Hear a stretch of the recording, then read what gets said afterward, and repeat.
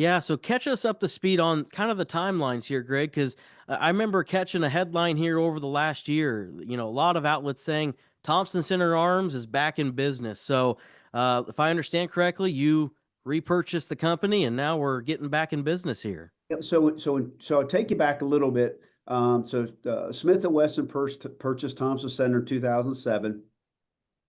And they had different guns that came out and what have you. But then during the COVID years, the demand for Smith and Wesson products was so great, right, for their handguns and their ARs, that in 2021 they stopped production of Thompson Center products. They hit the pause button, and because they had such a demand for their own product line, because they closed the facility down in Rochester, New Hampshire in 2010 and moved everything to Springfield.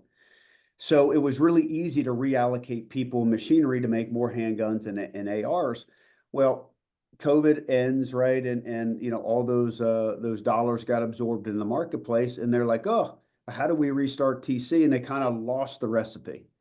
So in the fall, November of 23, I entered into conversations with the folks over at Smith and Wesson, and in April of last year, purchased them back and but I would only do so if it was going to be family owned, privately owned. There's no investor money in this business. There isn't a big conglomerate behind it. It's all family owned, and with the understanding it's all going back to Rochester, New Hampshire, right back to the original gun designers, the original folks who made them.